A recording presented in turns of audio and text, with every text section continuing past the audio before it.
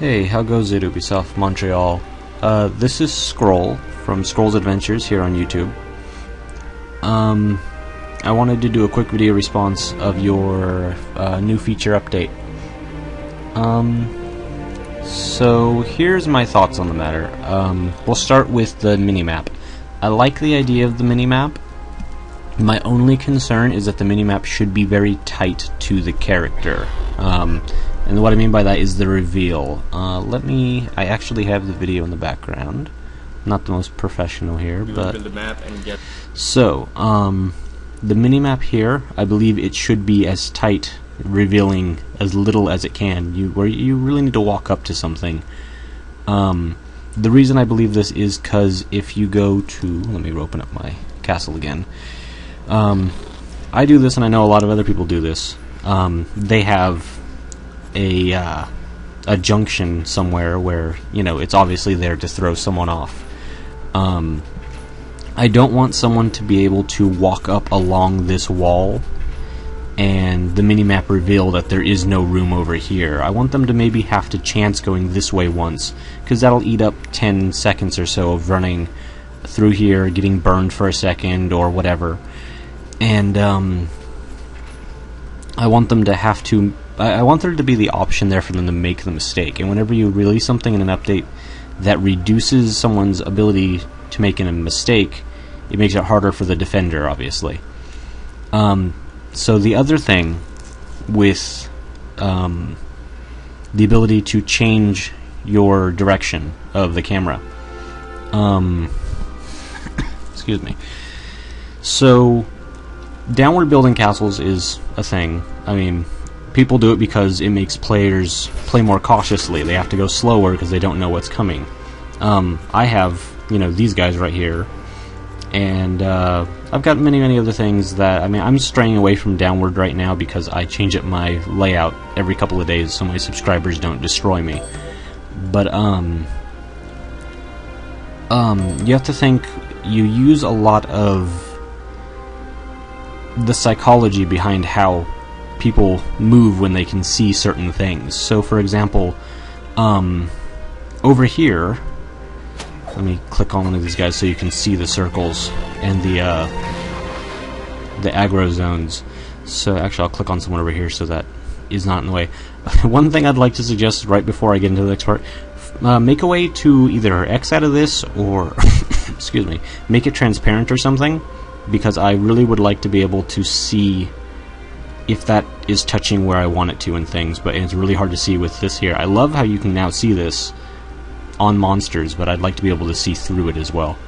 So over here, I've got these snotters spaced out, and I have it in a way where, and this happens to me a lot, I watch a lot of replays where they'll pull these snotters and then wait for these snipers won't do anything, because they'll all have to spin around. But people will run through these snotters and pull these snotters, assuming they're part of the same group, even though these guys aren't moving yet. If, like, I'm using the advantage of building upwards here, so people can see these snotters, and they want to go in there and attack them. If, you know, players are rotating this, not only does it make it harder for people who build downward to hide things, but it makes it harder for us to achieve the goal of making the players see what we want them to see at the time that we want them to see it. Because if someone spins this around and they're suddenly facing downward, they might not run straight through here, and I'm going to have to find another way to try and get them there. Which, I don't know, I'm not sure how to do that right yet, just with the exception of maybe... Do I have one in here? Maybe putting one of these in here to make players want to move through the area. There's a lot of underlying psychological things that a good castle build does, and I'm just going to drop that right there for the sake of it. But you want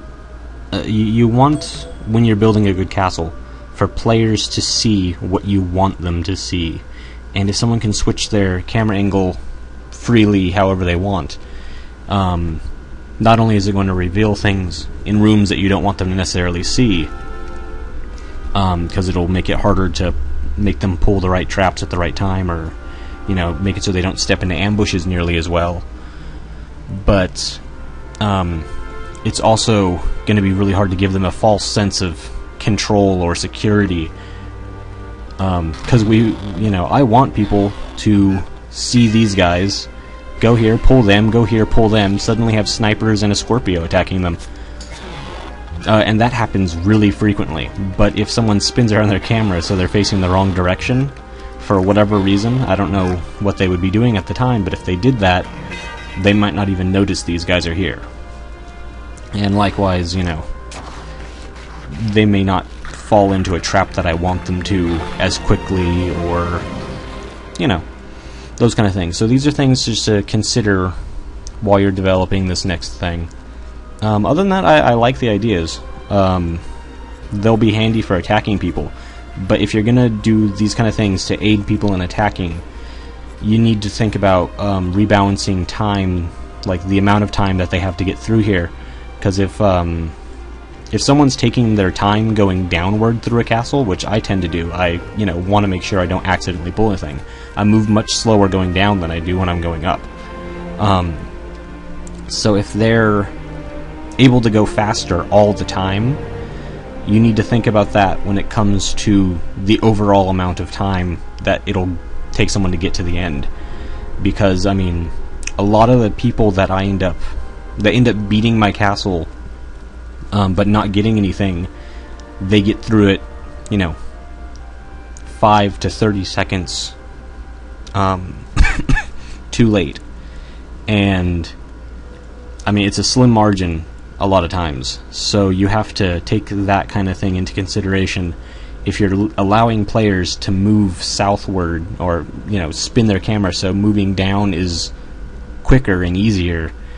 That's going to shave off 5, 10, 20, 30 seconds getting through places sometimes. And if you can see all the traps and you don't get held up nearly as long because you can see something that you didn't necessarily want to pull, or it's going to make going through castles faster.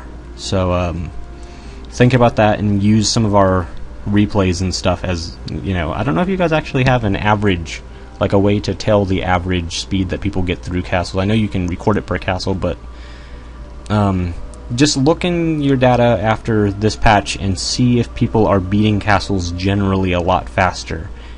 That would be my advice for what's going to happen here.